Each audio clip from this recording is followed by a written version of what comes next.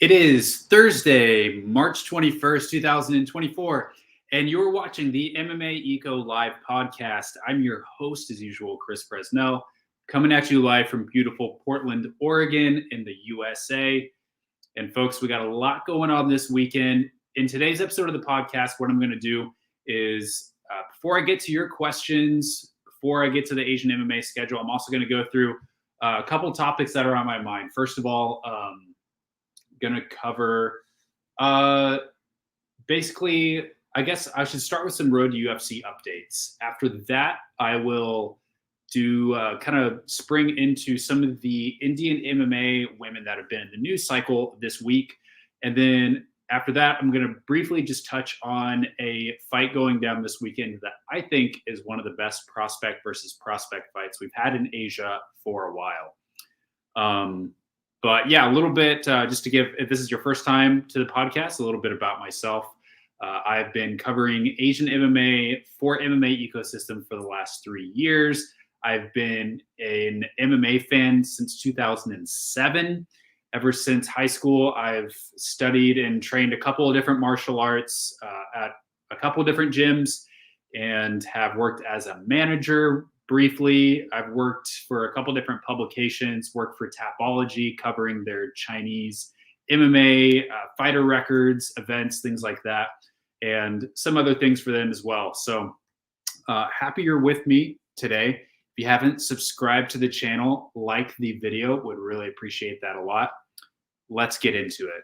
All right, so let's talk a little bit about some Road to UFC updates. So there's a lot going on right now. It's changing every single hour, it seems like, simply because there's 20 fights being put together between 40 different fighters. A lot of what I have learned about Road to UFC in the last couple of days, I can't share just yet, just because for some things, contracts are not signed yet. Some people still don't know if they're going to be a part of the season. But I can tell you that it looks like the lightweight tournament is most likely not going to happen this year. Instead, you'll get the women's strawweight, which I think is a nice little change up. We've had lightweight for the last couple of years. It is probably, I would say, the thinnest of the 4 men's divisions that they've used in the last 2 seasons. And I think it's a good time to bring in some more Asian women into the UFC. I think there's plenty that can fill out a tournament bracket, a couple really, really good ones, and a couple good ones that I know are going to be on the season as well. There's been a lot of names floated out there, some that have been officially announced by the fighters themselves, thinking about Priya Sharma, Indian strawweight. So I am excited about that. There are some lightweights and welterweights that I've heard could be in the mix. So I'm guessing those would be non-tournament fights.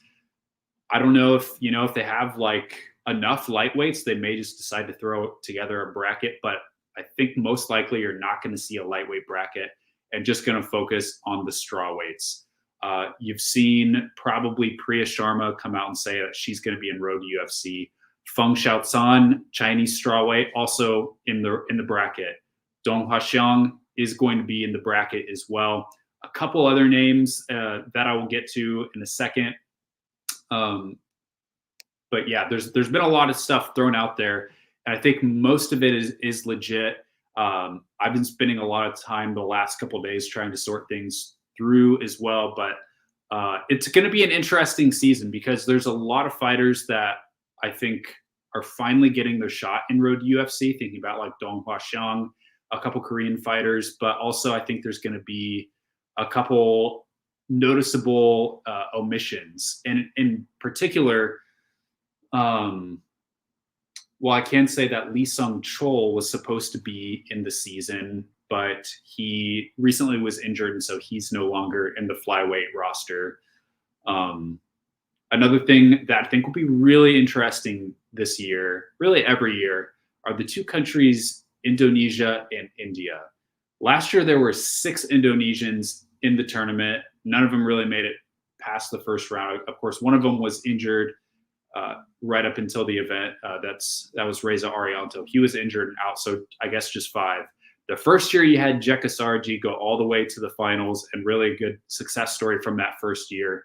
But this year, I think Indonesian fight fans should probably have their expectations a little bit lower. Originally, One Pride had said that they want to send 4 fighters to Road to UFC, and I think we could see that. As I'm thinking through the names that I've heard, I can think of three fighters right now that could be in the season, but I don't know. You have someone like Windry Patalima, who has returned to One Pride MMA and unified the belt against the interim champion. He's also fought for Brave, won in the meantime as well. He seems like one of the top guys out of Indonesia that I would consider. But I've also heard that One Pride at least wants him to fight on the Bali show in June. So I don't know. Really, for Indonesia, I am totally comfortable with them pulling back a little bit this year, maybe just sending 2 fighters, something like that.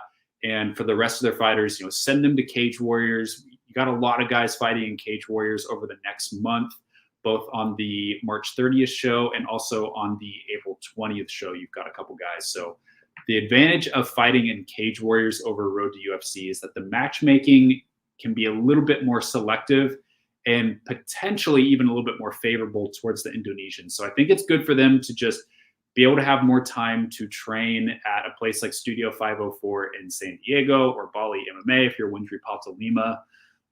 Give them more time, allow them to take more fights, build some momentum outside of the UFC system, and then potentially a lot of these guys like your Ephraim Ginting, your Reza Arianto, think about them coming into Road UFC next year. I know Bilal Hassan also eventually has his sights set on something like Road to UFC, but not going to do it this year.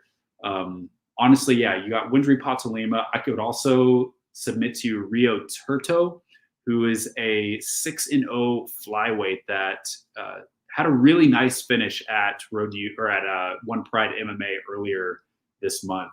If you haven't checked it, the finish, I posted it on my social media. It's also on the One Pride YouTube channel.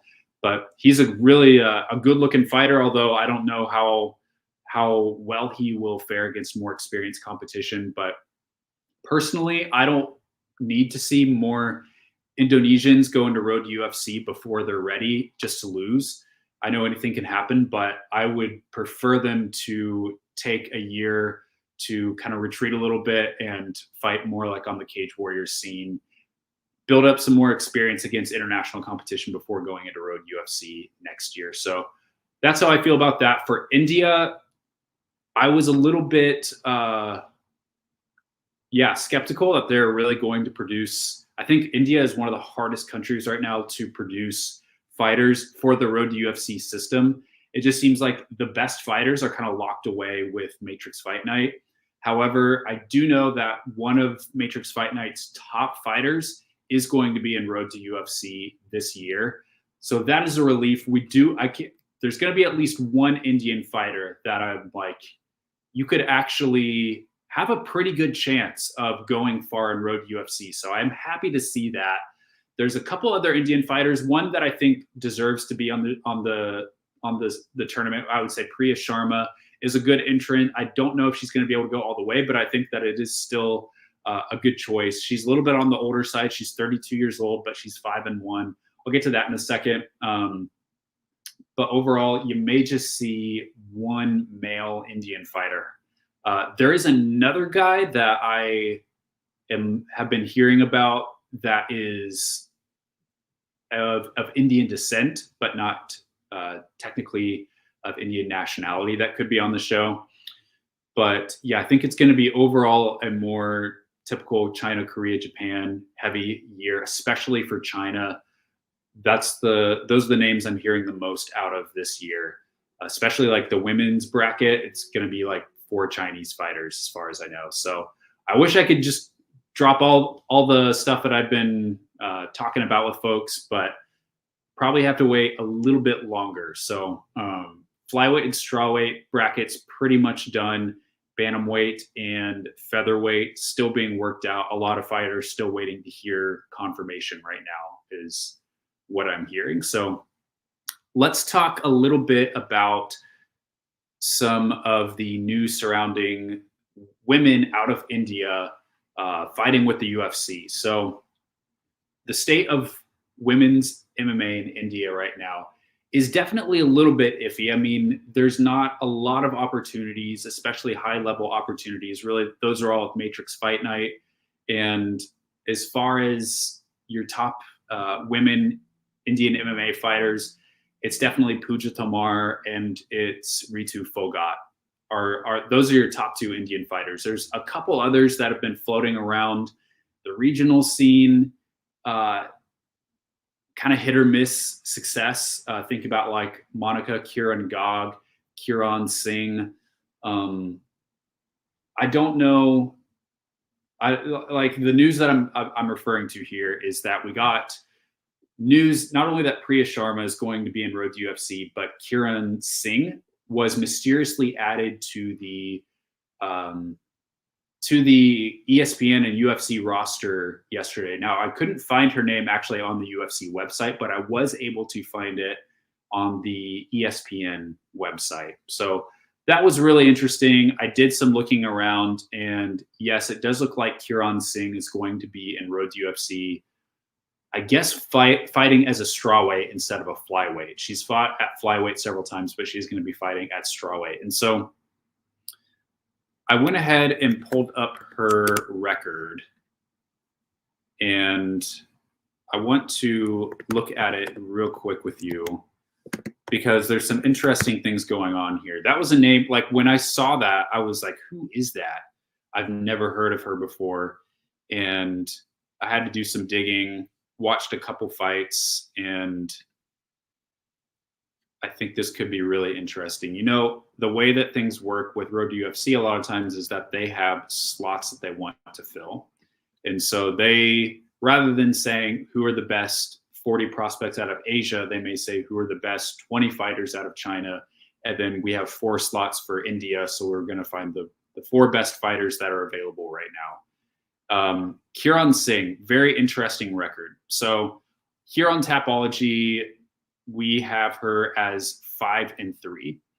I think Sherdog has her as 7-2, which is really interesting.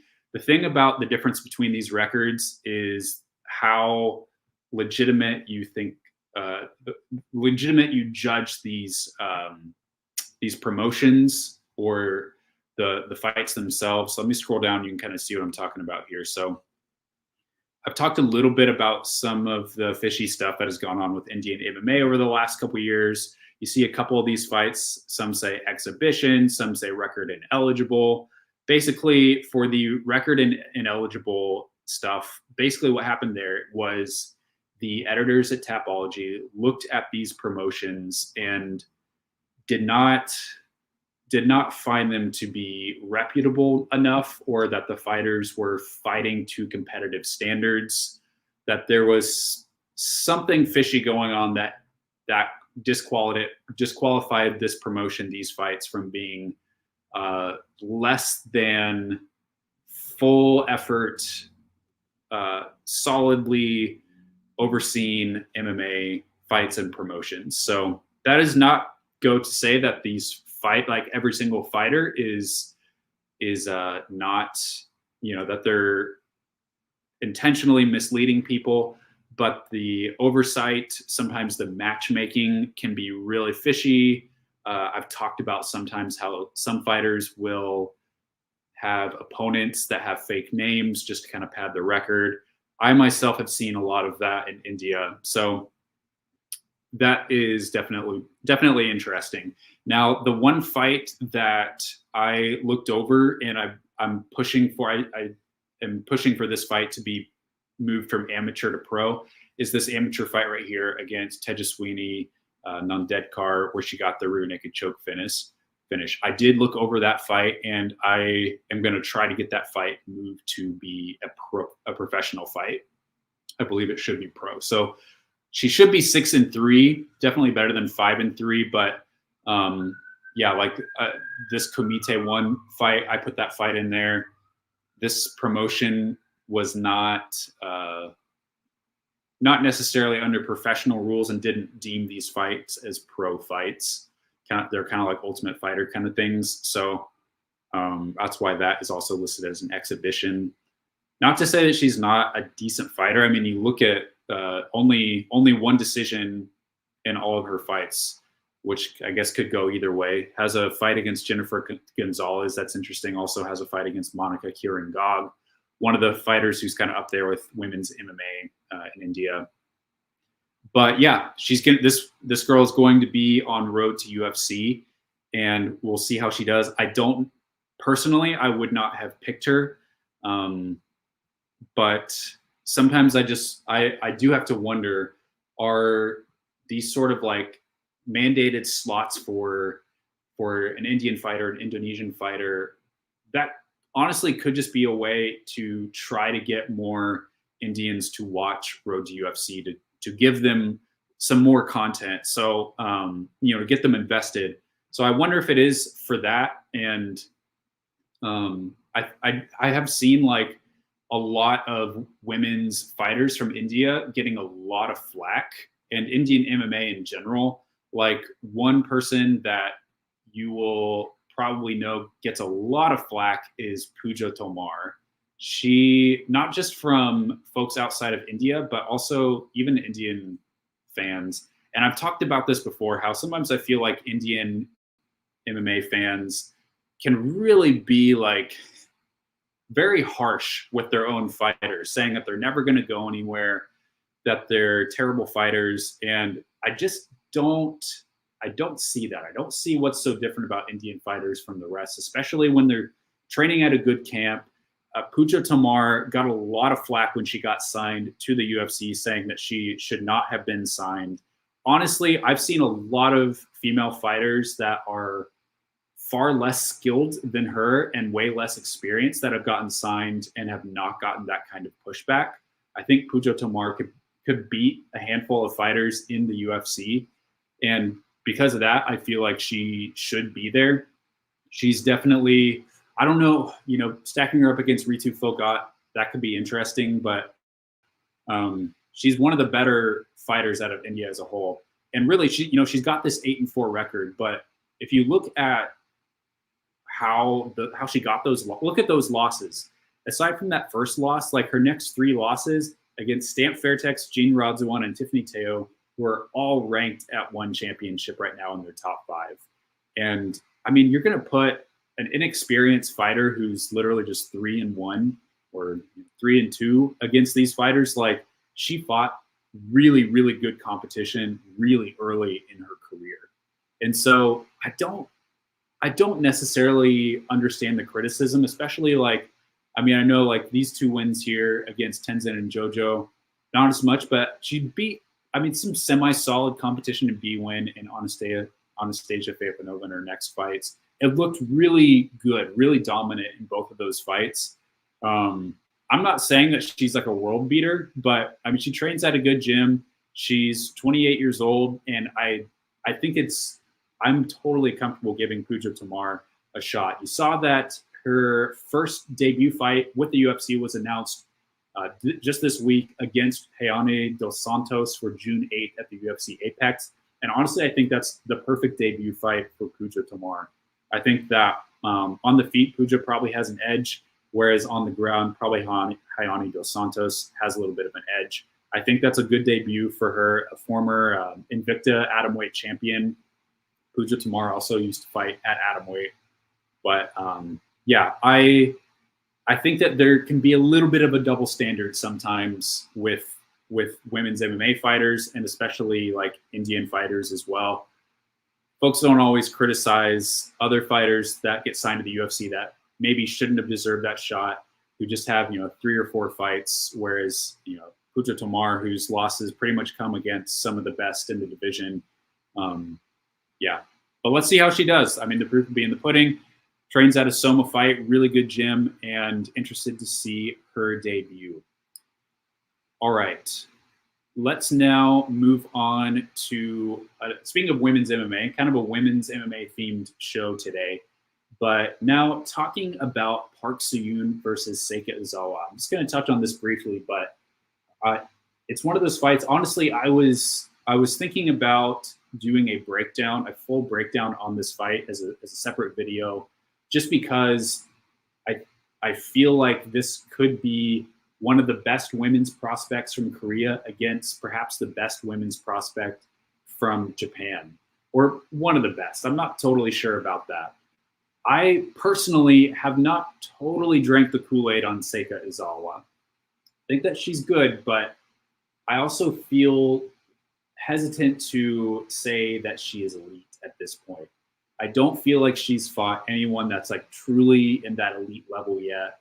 Anyone that would be like if they were in the UFC in the top 15.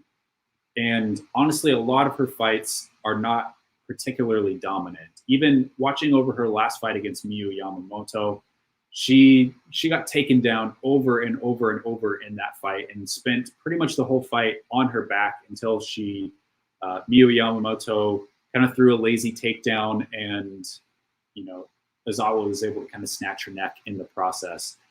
Like a lot of Japanese fighters, Izawa is very crafty on the ground. She's not a particularly athletic fighter, but she is pretty slick. Even on her striking, she is not necessarily the kind of fighter that's going to land a lot of damage, but she is sneaky. The ground is where she really shines, though. Doesn't necessarily need to be this powerful wrestler. She can throw up different kinds of submissions from any kind of angle. So that's really where she's dangerous. Park Si Yoon is on a really good tear right now. And for a little bit, she was kind of a forgotten fighter, a little bit of an even record, but she's gone on an incredible tear recently. And in the meantime, snatched up the Black Combat title, the Deep title, and beaten fighters that I think that she would have been considered an underdog against. Thinking about I don't know how to say it, Moeri Suda, also Saori Oshima. So her last two fights have come against Japanese fighters. Now she's fighting another Japanese fighter in this fight. What I see Park Si Yoon, I do see a much more athletic fighter than Seika Izawa. Definitely shorter range, so she could get tagged a little bit by the jab of Seika Izawa. But overall, I'm probably going to upset some JMMA fans here, but I'm going to pick Park here to win the fight. I just think that she's got faster hands, a little bit more athletic, pretty good takedown defense. And I feel like over the course of 3 rounds, she's going to take a decision over Seika Izawa. That to say, Izawa is really sneaky, really slick, and could find the submission somewhere against Park along the way. But I'm really looking forward to this fight. I'm trying to figure out when exactly it's going to air to see if I can try to watch it. But yeah, that goes down this Sunday in the in Deep Jewels 44. So really interested in that fight. I think it's an excellent matchup. Real quick, going to share with you the Asian MMA schedule. I'm not going to go over everything with this, but just kind of a quick flyover here. You got Feng Tian Hao fighting tomorrow at WLF. As far as I can tell, that is going to air on Douyin. Also check hula8.net. And I think the time on that is going to be 5 a.m. Pacific, 8 a.m. Eastern. WLF is historically terrible at communicating who is fighting, how to watch it, and what time. Really important information. And you can see I've got all these fighters versus TBA. That's not because they haven't been decided, obviously. That's just because they're against Mongolian opponents that I don't know what their names are because they wrote only a portion of their names with Chinese characters, and they're from Mongolia. So you got Vikas Singh Ruhil at Bellator Belfast tomorrow. I'll be doing those results for Tapology. RIZIN Landmark 9. A little bit of weird stuff going on at the broadcast. It's not airing on the RIZIN.TV pay-per-view, and it's also not going to be on Triller TV. Hopefully, at the last second, RIZIN just decides to put it on YouTube, but it looks like for the rest of us around the world, it may not air live, which kind of sucks. All right, you got Shooto, JCK. Watch this fight with Wang Jijung, fighting a powerhouse wrestler against Tung Liga. Wang Jijung is one of the top prospects, I would say. He's the JCK featherweight champion. Really sharp striking. Really interested in that fight. Then you've got Deep and Deep Jewels as well. All right, anything else? Feel free to ask me. Let's get into your questions. What do we got here? Lots of questions today. Oh boy. I mentioned that last week, the lack of electricity surrounding WMMA and Weili. Weili, I highly disagree. MMA Dumbest Tweets shared a guy saying that Weili was overrated and had a lot of people arguing both sides. One side saying she's overrated and the other side saying she's one of the best. And I'm on Reddit all the time. I see 1,000 reply threads, people arguing whether she is good. Well, that sounds like electricity to me, for sure. You're nice. You're at New York when she won the belt, Boston when she defended it. Very cool.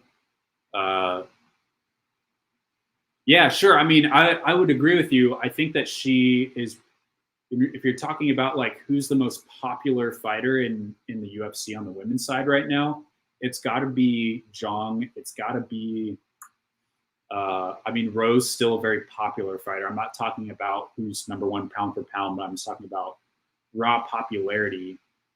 Zhang, Rose, Alexa Grasso, also really popular. Shevchenko still is popular, even though I wonder if she's kind of at the end of her career. But I think a lot of those fighters, it's more like the personalities that create electricity. I think that's what I'm talking about. So totally disregard who's good, being overrated, this or that. Just talking about like, because overall, I feel like it's both it's the skill has to be there, but it's the personality that really creates what I would say buzz. And right now you got a lot of fighters that I think are not really focused on creating drama or creating buzz with their personality so much as they are just focused on fighting. And I think that is part of why there seems to be a little bit of a lack of interest in WMMA right now, at least like a real buzz. Now Zhang, sure. I think if and when she most likely fights Tatiana Suarez, there'll be a lot of buzz around that fight. That feels like a fight that will get people really excited. If Zhang were to ever fight Rose again, I think that fight would have a lot of buzz too. So those two fights in particular would be good. I think if she were to ever fight Grasso, I think that there would be a lot of buzz around that, especially if they both win their next fights. They keep winning. I think there could be a lot of buzz around that if it's built up properly. But I think just where it's at with personalities, I think that's where it feels like there's a little bit of a vacuum.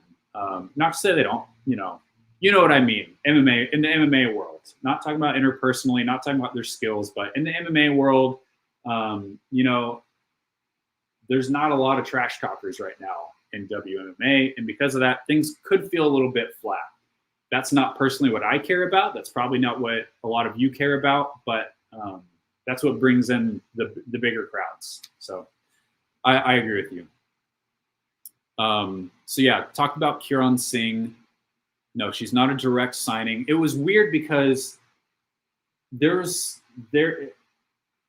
usually like the road to UFC fighters don't go through like the UFC roster tracker. So when she popped up on UFC roster tracker, that usually means that they're signed to the UFC. They're on the UFC roster. She is not on the UFC roster. She's on road to UFC. And one expert that I consulted with even said that he thought it was a mistake that she was added. I'm like, what? You don't accidentally type in someone's name, but yeah, I have confirmed, like, with sources directly to her, that she is a part of Road to UFC. Read my article on the PI in Shanghai. Do you have more information on the people they recruited for that program? So they didn't bring in anyone new for that. However, they did fly some folks over from Las Vegas over for that. Like Forrest Griffin was there. Forrest Griffin, as you probably know, is over kind of all the PI, like what's his title, like athlete development or something. But he's a PI guy, and so he was over there. He's in all the meetings. I also saw Heather Linden, who is like she's one of, let me actually look up her title. She won like an award for like, one of the best like physical trainers or something this last year. Really, really highly skilled individual. Doctor of physical therapy. So she works with the PI. She was over there as well. So they brought in some folks over from Las Vegas for that. But the usual guys like Dean Amesinger, who's head MMA coach. Alberto Mina helps with the BJJ. Also, a newer guy, Dean Ritchie, who's an Australian guy. He is a striking coach over at the PI. He's a newer guy. He apparently kind of has developed some new striking tests for the UFC PI Combine. So other than that, I also got like Taylor Wong. I'm blanking on the rest of the guys that would be there, but the usual staff of the PI, yeah. Huron Singh saying she's 5-1, if I'm not wrong.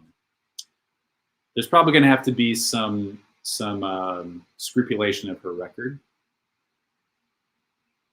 Have I seen the tweet from Congrejo confirming some fighters who will be in Road UFC? Apparently, Wang Song will fight Paulo Luna in a showcase fight too. I didn't hear that name. I'll have to look into that. But yeah, Wang Song is on there. As far as I know, that list that he put out, so far, no one in that list that I've heard a no from. I haven't confirmed with every single one of them, but so far that seems accurate to me. So you're on Sound and Pound there, quite lighthearted. Is it good to be lighthearted in such a violent sport? Absolutely. We need a lot more of that. I think we need more people who love the sport, are passionate about the sport, but also don't take things too seriously and are allowed to have some fun along the way. I think, you think about like the UFC weigh-in shows that they have, the official UFC weigh-in shows. Those are really wacky and a lot of fun. I definitely feel that way, and it also, I think, brings divided, polarized fans a little bit together too. So I know I'm not always, I think I'm actually a lot more fun than I let off. But I need it, like, I'm trying to have more and more fun on these kind of shows as well, just to lighten the mood. There's a lot of really dark things in MMA, like all the time. We had the antitrust thing come out this week. There's always, and I saw the video that Ian Machado Gary's wife put out the other day. I was like, man, this sport is just so dark, dang it. But yeah, trying to have fun along the way. Oh, Priya Sharma, 5-1, for sure. Saw your video about UFC lawsuit. Agree with everything I said since it was logical and for the fighters, but why do I see MMA fans praise the UFC for keeping the fighters poor? If you think about, I don't understand that either. I don't see who wins by keeping the fighters poor. Like literally, who wins? Who does that benefit? I would argue that it doesn't even necessarily benefit the UFC or the wider sport of MMA. Why is MMA not just growing so much more than it is around, or especially around the world? It's because if you're a kid, you're a teenager, and you're really athletic, you think about going to places like soccer, basketball, depending on your talents, because that's where all the money's at. Like,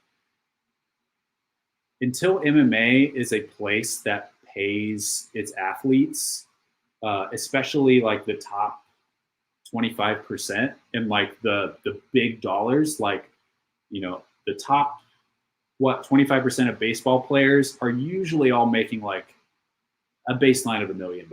Like, until that happens, like, you're not going to get the best athletes in MMA. It's just not going to appeal to people if they're like, why would I put my body through the grinder, through absolute hell, just to be paid like $20,000 for each time I show up, you know.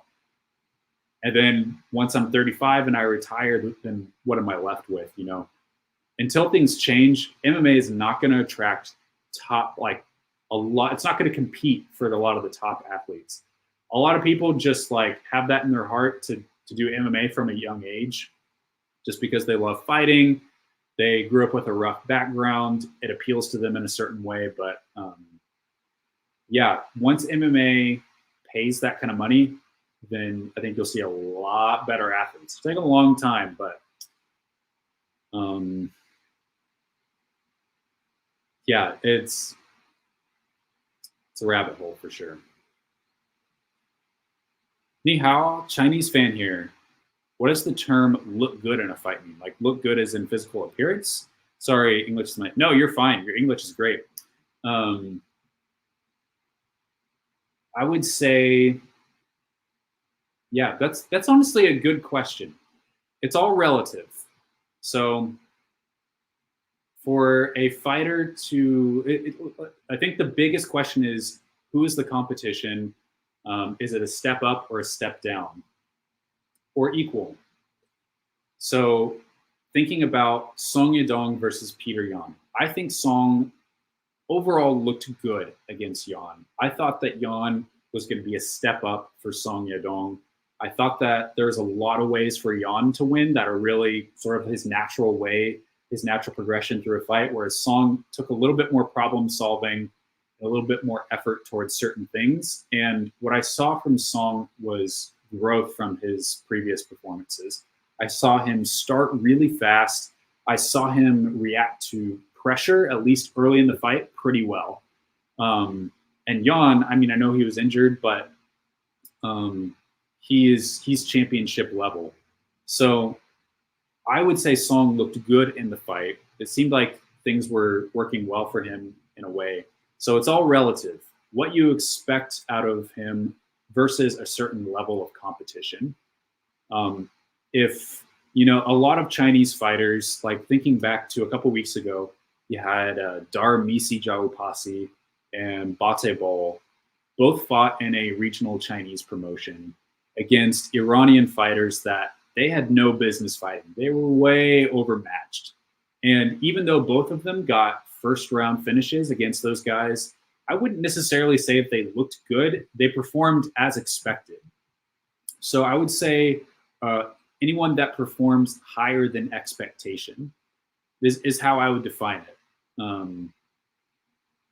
Others probably have a different way to look at that. Who's the MFN fighter going to Road to UFC? I can't say, mostly because I was directly told that this guy wanted to announce his fight himself. So I was like, okay, I'll respect that. Always got to respect the fighter's wishes. So I won't be breaking that fight. I'll let him do that. Basically means fighting the Kuru Singh Sahoto. Waiting on confirmation for that, but I have a strong feeling that you'll see Kuro on there. Yeah. Do I hire freelance writers for your website? I used to write articles with the intention of getting clicks for WMMA rankings, sometimes changing words from interviews. Is that a service you need help with? I will tell you, I will need that in the near future. So with the website,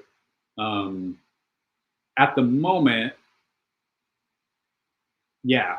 So with that, like the vision for that website is for me to be able to provide high quality content that is not necessarily duplicated throughout other websites. Obviously, there's going to be some overlap other websites, and obviously you can find results on Tapology, ShareDog, things like that. But eventually, like I want to create more and more unique content, also really timely release of news as well, and create something that has a unique space. And hopefully because of that, like following a little bit of the model that I've had so far with my business, just being kind of standing alone in that way, being able to, or not necessarily standing alone, but serving underserved MMA fans, being able to generate traffic a lot more quickly than just a site that is just regurgitating a lot of the same MMA headlines. So right now, if you go to the website, you'll notice there's no ads on the website. That's something I'm still working on. You have to apply for ads. You can only apply for ads after you've published your website. So I published the website back in January, and I've been working with Google to basically get that figured out. As you probably know, ads are the main way that you generate revenue on a website. My hope for the website is that once I generate enough income with it, then I'll be able to bring on some specialists and maybe some people to do things like you said, like transcribe interviews, make them into articles. I've done that a lot in my past as well, writing for different publications. But my hope is that I would be able to. I know everyone says this, but like I really do want to be able to pay as much as I can, like a really decent number per article, because I feel like if I do that, then I'll be able to attract higher levels of talent to the website. And also I just really want to be able to, hire people and then keep them as well. Hopefully if I'm paying them a decent amount, but figuring out a model that will do that, and that I think a lot of that is serving MMA markets that are really underserved, whether they are, Indian people wanting more, and there's some good Indian MMA websites out there, don't get me wrong, but like, for the Indonesian fans, here's an English website. Chinese fans, here's a Chinese website. Even like, there's not a lot of Chinese websites right now that are covering MMA. And so really for that, like, that's like you're sucking up a big portion of the traffic comes from China-focused things. So, eventually I will get there, and the hope is to have like a Indonesia expert, to have a Korea expert, a Japan expert, writing, covering the scene, and then I have a handful of interviews in the works, 2 that I've got locked down, 1 that I'm trying to secure. That would be a really big one. But yeah, trying to get more reps in with that as well. So I will keep you all posted. My plan is definitely to grow it, but the website is brand new. It just debuted middle of January. So still kind of working on ironing some things out. I'm doing this all myself. I'm not like a web design wizard. So, and I also don't really have the money to like hire someone to make it as professional as it could be. So I'm kind of working through all these things myself, tinkering with things, adjusting things. You'll probably see the website change a little bit from now until what's, more of its final form. I almost even consider this still almost like a soft launch period right now as I'm figuring some things out. But yeah, we'll definitely get there for sure. Do I see the Jack Slack tweet where he said he will give up if Yan Xiaonan wins the belt? Yeah, I did see that. Do I agree? No, I won't. I don't agree. I mean, that's how MMA works. There have been some crazy upsets, even on the men's side too. I mean, Matt Serra beating George St. Pierre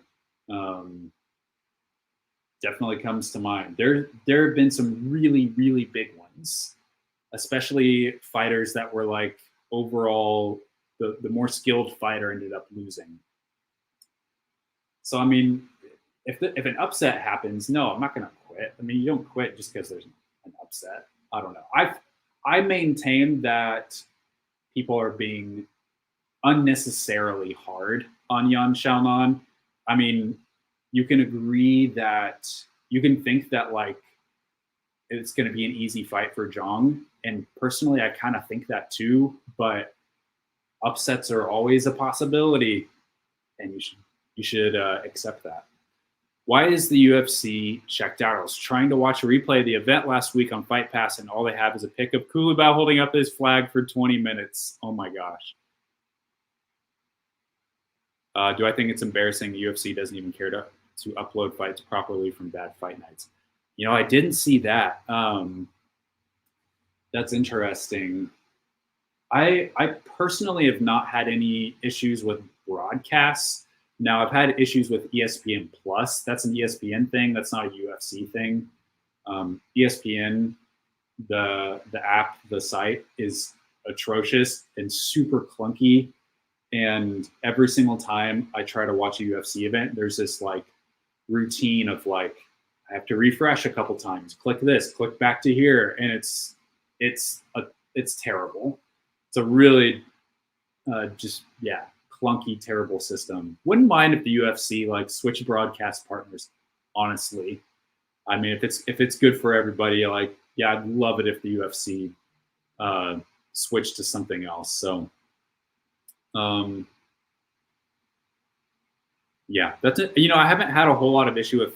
My one gripe with Fight Pass is that this is just like a functionality thing. If I pause a video in Fight Pass, I switch to another tab, and then I click back and play the video, it automatically just starts playing from the beginning rather than where I paused it, and that is super frustrating. Doing tape study, and I bring it up because doing tape study can be super frustrating because I'm always having to like find and click back to where I just paused from after I like type up some notes. So yeah, and then there was the issue a couple of weeks ago at UFC 299 where they kept showing the ads for UFC 298 during the broadcast that happened in February. That was pretty terrible too. And I'm sure the one that's on all of our minds right now, that freaking UFC 300 poster. Guys, how terrible is that poster? It's not even like a new, like, that image has already been floating around, and they literally use the same font that they use on standard announcement graphics. I don't know why. I don't know how that could be acceptable to anyone. It's the first poster to not feature a fighter, but it's really not even featuring anything. It's just the only thing that communicates is the UFC 300 logo, the date, and gold. That's all it communicates. And folks will say like, well, it doesn't matter what the poster looks like.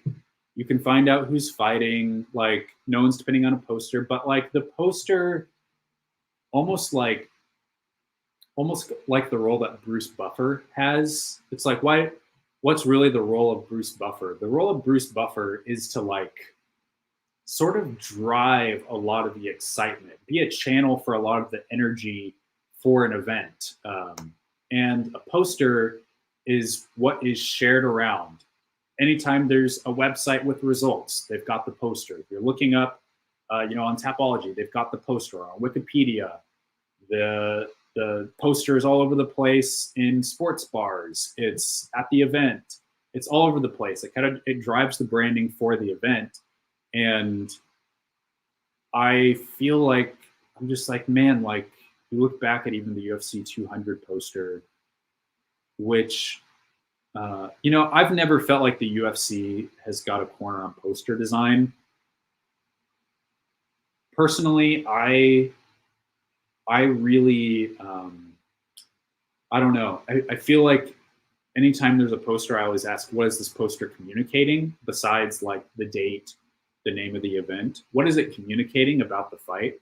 And it's not like there has to be lots of layers to every single poster, but is there energy? Is there a rivalry? Or is there, I don't know, something that conveys something interesting, or like there's a buzz around a fight? And I don't see how someone could submit that UFC 300 poster and a supervisor look at that and say, that's what we're going with. That's what's going to get people excited. It seems to me like something like the ball got dropped, a deadline was missed, and this is just, we just have to click print with what we have. It's like when you, in high school or in college, when you wake up and realize that the paper that you realized was due next week is due in an hour. And so you write a header, you write a couple paragraphs. The paper was supposed to be 10 pages, and you just have to hit print with what you got. It's what the UFC 300 poster feels like. I usually am not the guy to just like criticize everything, but this deserves ample. This is like unacceptable. It is terrible. Yeah, didn't know that I worked for Tapology. How often do you have to deal with record fraud? What do you think of Haim Ghazali, who has a very suspicious fights on his record? Yeah, I don't know about him. I mean, the way it works with Tapology is that all of us that work there, we're editors of like a certain region, and we just kind of stick to that. And we're not even really able to edit. Like we have to go through approval to edit anything outside of our region. So I've got China, I've got the American Pacific Northwest, which is where I live. And then I also do things for Vietnam, kind of just like one-off things for some places that don't have a lot of frequency, Vietnam, Mongolia. So I feel like I consider myself an expert on China and on the Pacific Northwest in the US. Otherwise, I don't really know. Sometimes I've gotten looped in on some things if it involves like a Chinese fight. Like last year when Sharputin Magomedov signed at the UFC, a lot of his fights were in China. And so I got looped into some conversations talking about fraud. I would say the most tricky thing is not necessarily fraud, which there's been from time to time. I was briefly kind of working with the Indian scene. And so I would watch events. I would be watching things like what's the oversight like? Does the referees, do they have any idea what they're doing? Is there a doctor? Does the cage door look securely shut? Like, is this, are these two fighters fighting to with their full effort? Things like that.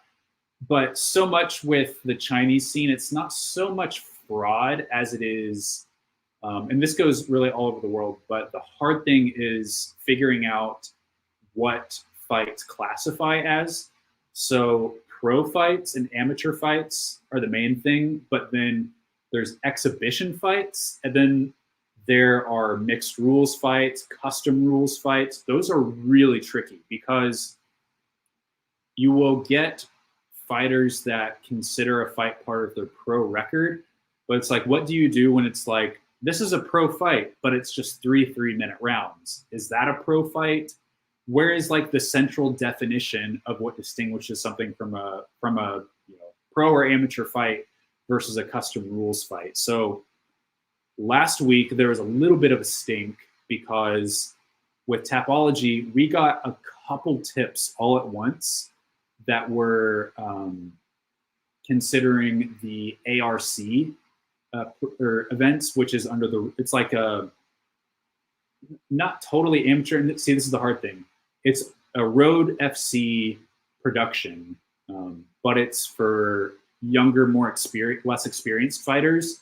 So it's called ARC. I can't remember what it stands for, but basically the rules for these fights are 3 3-minute rounds. And then there is a 30-second time limit for grappling. So on Sherdog, they had these as exhibition fights, I think. And on Tapology, up until last week, we had them as professional fights. Now we got a couple tips from a couple different Korean folks that were looking at these fights and told us, hey, these were not fought under like the standard MMA rules. Here are the rules. Here's a bunch of examples. And we did a re-examination, pulled in a couple people, and I gave my input on that. And we decided that they should be custom rules fights, primarily because of the 30-second time limit. So it stunk because there was a handful of fighters really good Korean fighters that got several of their wins taken away. Talking about Lee Jung-hyun, who fought on Road to UFC, Park So-won, really good Road FC fighter.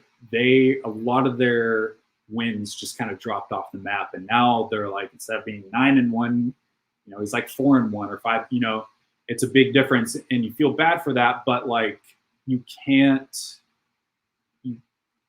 I don't know. In my opinion, like the 3-minute rounds, like there's a lot of events around the world where you have that as pro fights, and sometimes those are like part of a tournament system. And with that, it's like the fight is still playing out as it normally would. Whereas like, a 30-second time limit on the ground severely disrupts the flow of MMA and really puts grapplers at a disadvantage. And so it really changes the way the game, I think, works because of that constraint. Other times you'll see people like wearing elbow pads and knee pads, and you're like, okay, so is this amateur?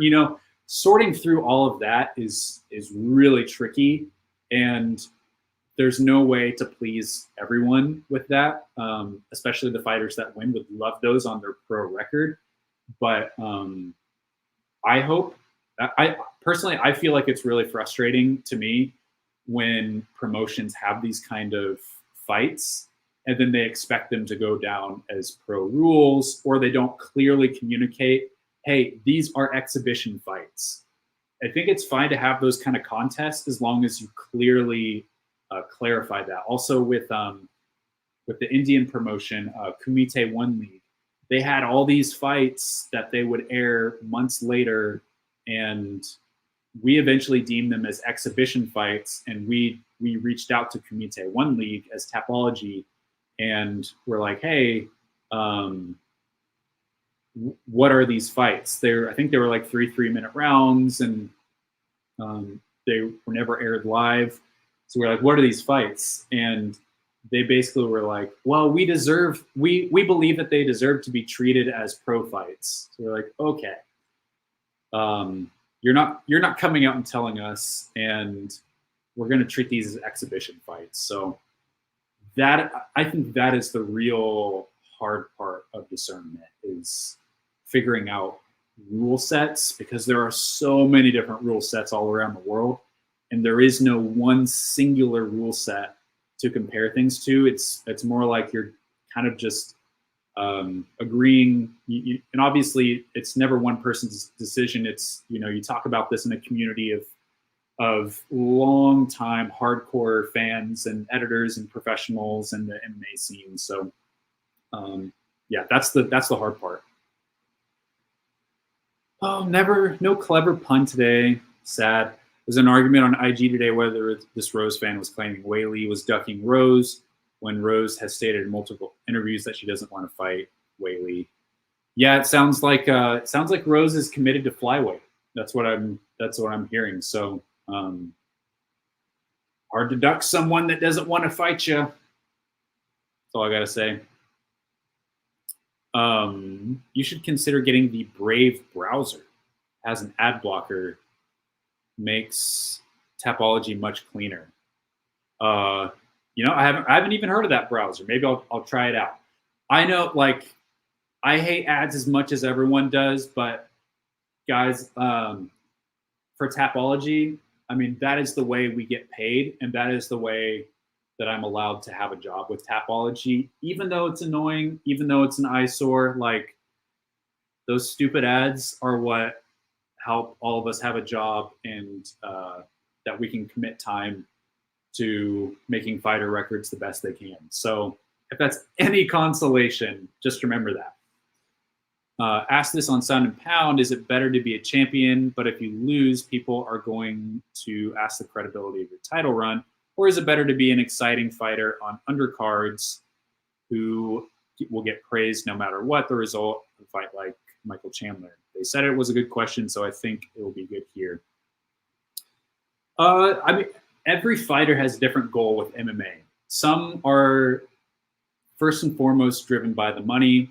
For Michael Chandler, he is one of the fighters in the UFC. I'm not saying he is not underpaid, but he probably has made a lot of money with the UFC.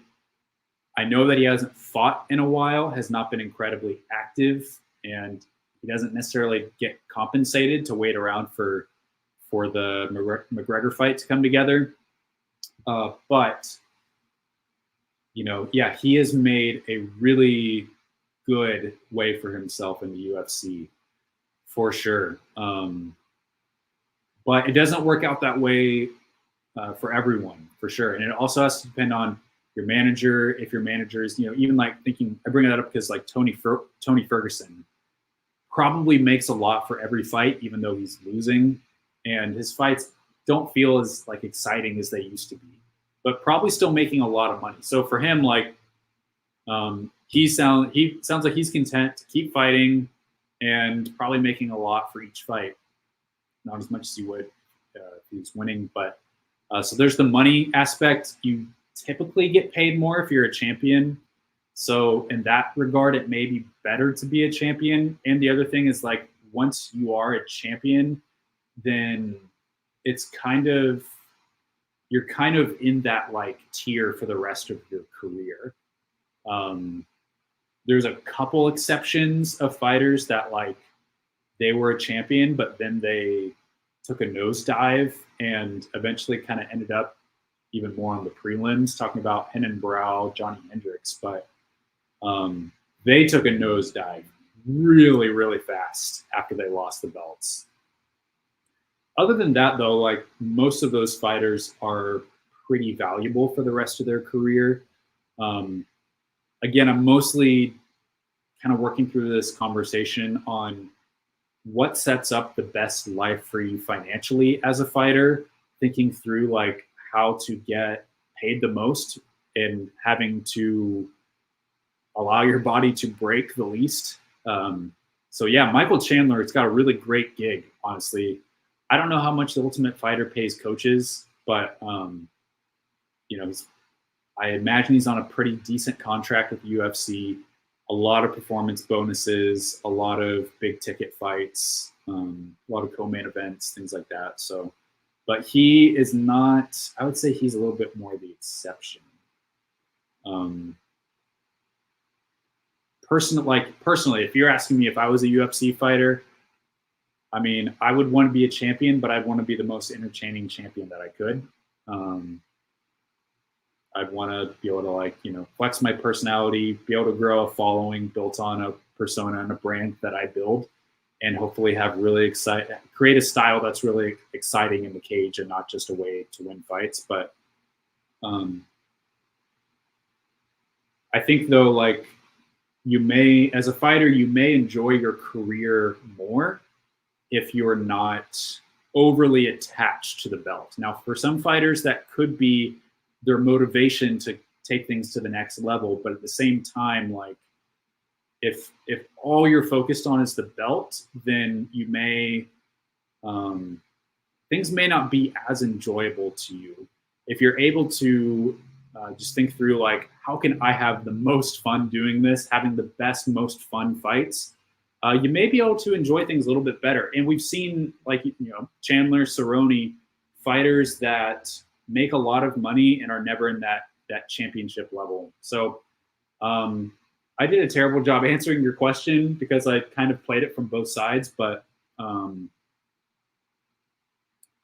I personally feel like be as entertaining as you can. And I think, you know, for me, that would come through not necessarily, not the trash talk, stirring the pot kind of way, but I think there's a lot of other ways that you can be entertaining and grow a huge fan base without basically just like shit talking people. So Gene's saying, I try to watch all the UFC fight cards, no matter how bad, because I want to develop good opinions when I get to chat rooms and other forums. I think that's smart. And the UFC makes it really hard to defend them when they cannot even get their streaming service right. I pay for these platforms, yet they are not reliable. Is it validated I want to pirate fights in the future? On the record, I can never endorse streaming fights. Now, I will say the terminology here, as far as I know, watching a pirated stream is not illegal. Distributing the stream is illegal, but watching it, I'm pretty sure, like on the disclaimer that comes up, the warning on the UFC broadcast, it only says basically like distributing this stream illegally. That's what's against the law. But watching it, so like, I'm not actually sure if watching a stream is illegal. Hopefully I don't get a knock on the door in a couple seconds from the FBI, but for saying that, but you know, on the record, I'm not going to tell you to do one way or the other, but when, just as an observation, when promoters make their events really hard to watch or gouge fans way too much money, I think, than what it's worth, it seems to encourage a lot more streaming. And I've noticed that over the years. If there's a pay-per-view that feels way overpriced, if there is a a broadcast that's only available in a certain country, or a really bad streaming system, like you mentioned, tomorrow Bellator is going to be streaming on Max, which is a streaming service that I have never had. And so when I got that news that they're going to be airing on Max, I was just like, I do not want to pay for another streaming service. Like, I feel like I already pay for a lot, and I feel like I probably do less than what a lot of people do. And I would only be doing this for the Bellator fights. So I don't know what I'm going to do. I mean, I may just have to bite the bullet because I'm doing the results for Tapology tomorrow. But the observation, it does seem to lead to more of that when promoters don't make their content easy to access for fans. Jimmy saying, I actually hope you were right that Park beats Izawa. Too much hyperbole surrounding Izawa from odd people on JMMA. I think this fight is a good fight for Seika Izawa to take, but I feel like too often in and I brought this up with JMMA, but just like, I feel like her competition level has not pushed her to be her absolute best. And I think this Park fight is a good fight for her, but when I say good fight, I think it's a really competitive fight, or at least it seems that way to me. But to me, like, setting her up against Miyu Yamamoto, I was like, guys, what are we doing? Like, there's just been too many of these kind of fights, and I feel like at 12-0, the girl is ready for a step up. Like, she's outgrown the playing field, and eventually, though, if you stay there, eventually you're going to get caught. So we'll see if that happens. Also notice that Rose fans really want Weili to lose, despite the fact that Rose herself says she wants Weili to hold on the belt for a long time, so it looks good that she beat her twice. Are Rose fans just jealous of everything Weili has accomplished and stands for? I mean, they're not. They do have a place where they're coming from, where Rose has beat Weili twice. I know the split decision, super close. You can argue that, but the record stands. And so they do hold that over her, but honestly, I feel like if the two fought again today, I would favor Weili pretty strong, like confidently. I would favor her. Yeah, I mean, every fan base is going to have their little cult around them that is really loyal to them, and honestly, just don't pay attention to any of that. So I would recommend the same. Thought Park Soo-woo beat Izawa already, but they gave a decision to Izawa. I did too. I thought that as well. What is JCK? So JCK is one of the two top Chinese promotions. I would argue the #1 Chinese promotion. They started back in 2020, and they kind of built themselves around what I would say is the biggest, most elaborate format that I've ever seen in MMA promotion. That the best I can describe it is just like a super tournament with like 32 fighters in each round. The winner got 1 million RMB for that year. So in that way, kind of like a PFL in that way, but more complex than that. The thing is, the strength of having a format with that kind of breadth is that they were able to basically like bring it, like sign like 200 fighters and bring them up through their organization. And because of that, they've produced a lot of really good fighters. So JCK stands for, and this acronym I don't totally understand, but the Chinese characters are Zhang Jie Chong. Probably botched the tones on that, but their headquarters is in central China in Shanxi province. And they have transitioned. They're interesting because they mostly transitioned to like more of a standard format where they have fight nights, and then once a month they have their title fight events, which are, so they have like last week was JCK Fight Night 80, and then this upcoming weekend is JCK Kings 4, which is the fourth event that they've had where they have title fights. They've got 2 title fights, featherweight and welterweight. They are still doing some form of a little bit like a smaller version of what they used to do. So I saw this announced by JCK over the last week. In April, they're going to kick off what they call their Bounty Challenge, which is where they will have 8 fighters per weight class, apparently including the champion. And those fighters will do something of like a round robin. I think maybe where they play 2 fights and then they rank, and then it's, I need to go over it because first of all, it's all in Chinese, so it's harder for me to understand, but it's also just different from anything else in MMA. So it's like it's a smaller version, but they are still having some kind of component with that too. But JCK airs on a couple of Chinese streaming platforms. They also just air their events on their website too on Saturdays. And most of the time, they're a highly consistent promotion, usually have 2 to 3 events per month. They air at the same time, same place. Very, I guess you could say formulaic, like pretty much the exact same. They usually air from their headquarters in Shanxi. What else was I going to say about them? Solid organization, really well run. Great folks inside the organization. I know a lot of them,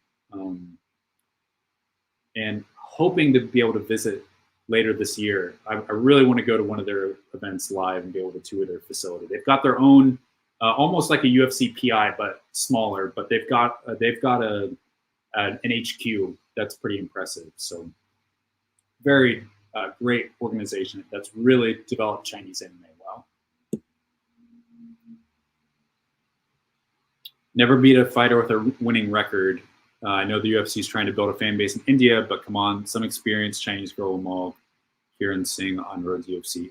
I totally agree. She's gonna probably get matched up with one of the Chinese girls, and I think it's gonna be an easy win. And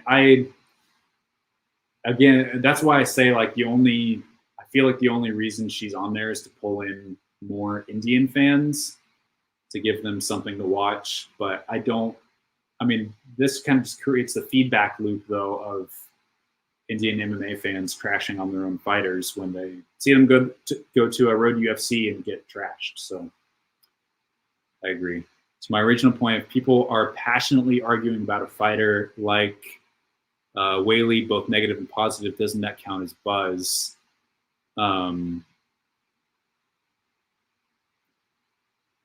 Well, I think there's a difference between like comment section and Reddit buzz versus like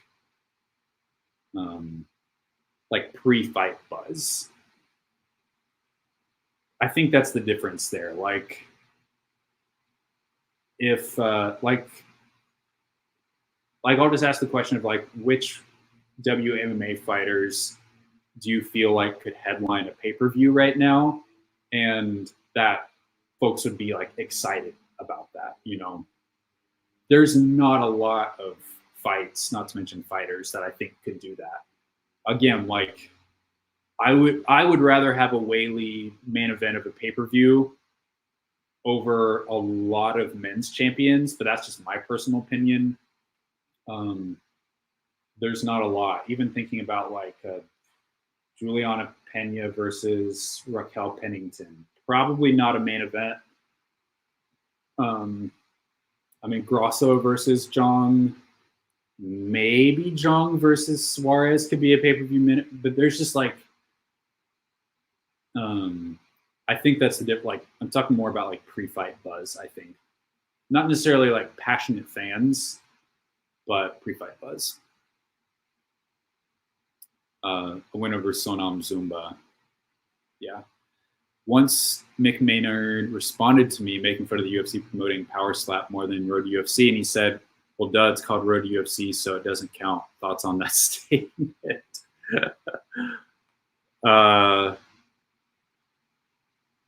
I mean, enough said. He's almost kind of agreeing with you.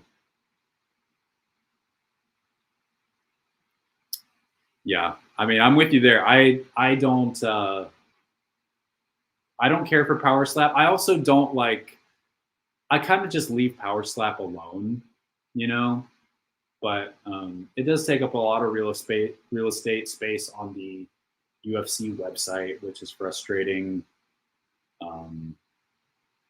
You know, what would be the harm in having like a Road to UFC or Dana White's Contender Series YouTube channel or Instagram account? Like, why not? Like, if we feel like we are limited on space of products that we can promote, then why don't we expand the space? Why don't we create new spaces to promote these things? That's what I wonder.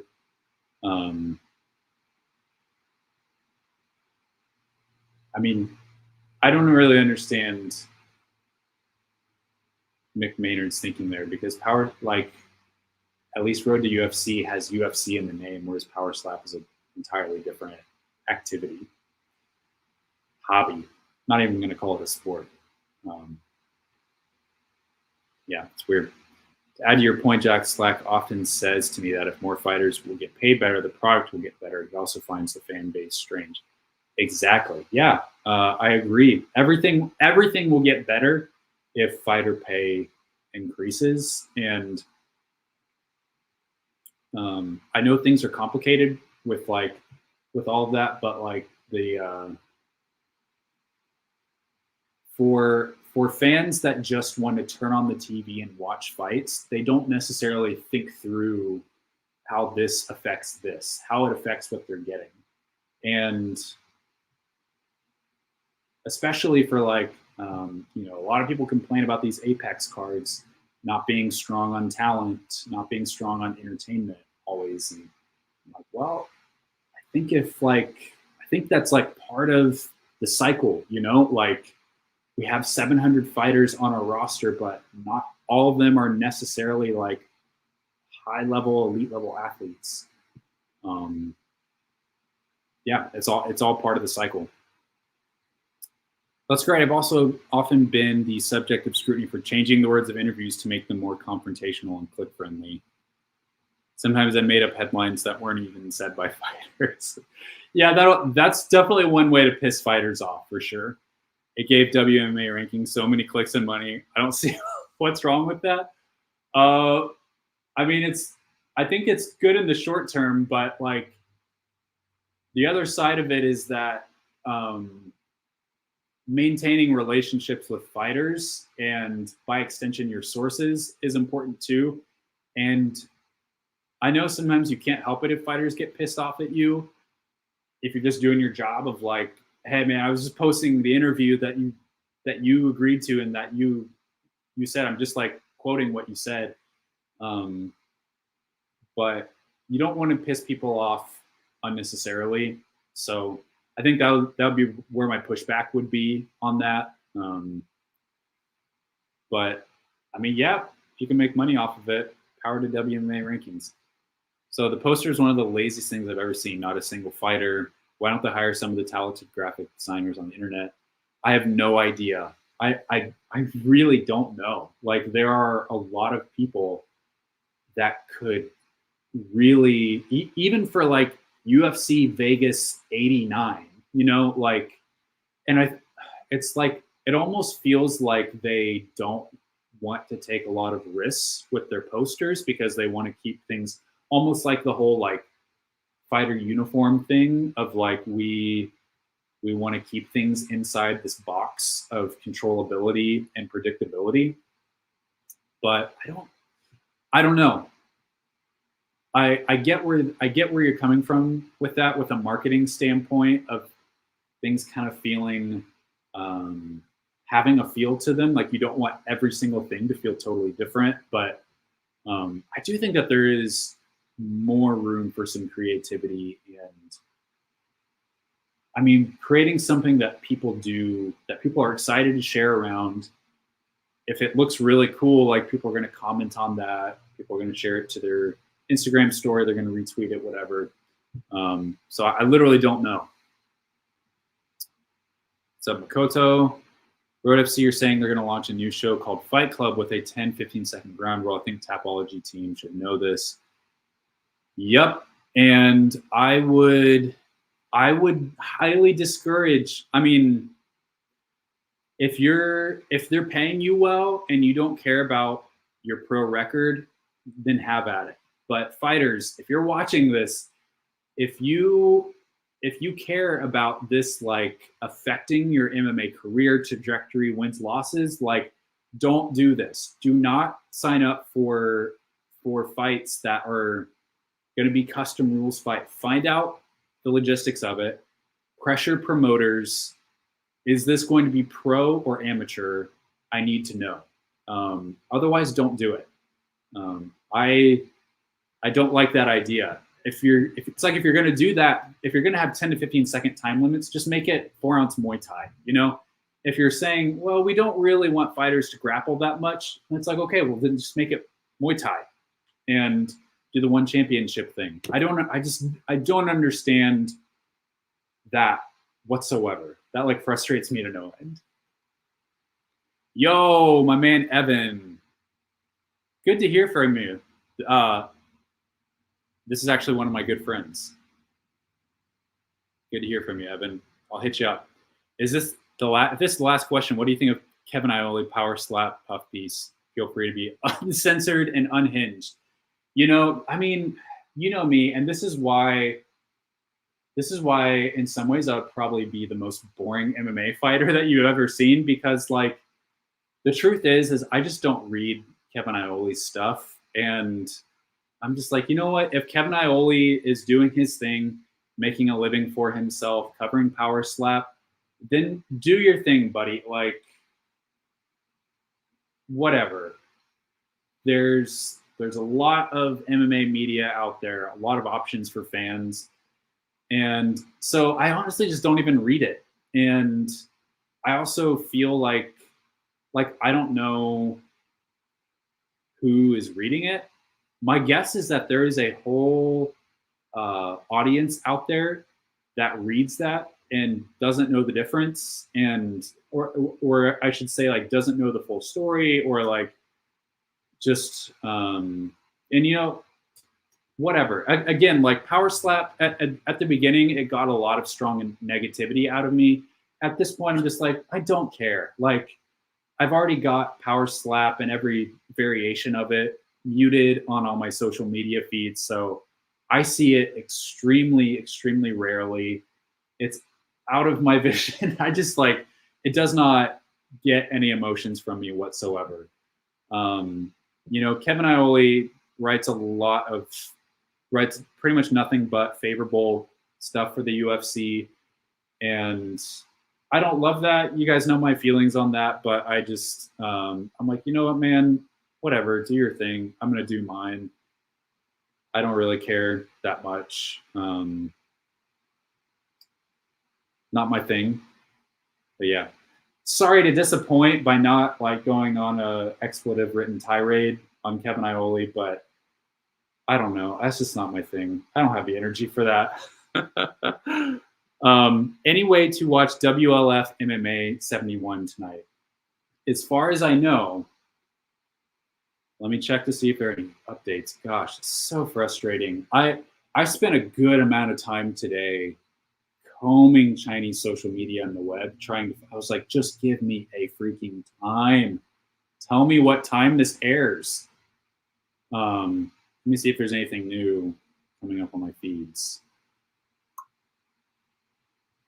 I don't think so. As far as I can tell, Douyin, which I put a reminder on my phone to hop on the internet tonight and make sure to add the Douyin link for the WLF channel onto my, if you go to MMAecosystem.com/calendar, whenever I can, I'll put a link for each show on the event. So, and WLF is at the very top of the event. So as far as I can tell, previous shows, at least the main card, has aired at 8 a.m.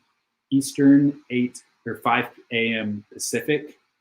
So early in the morning for US. I guess you're saying tonight, so you're probably in a different time zone.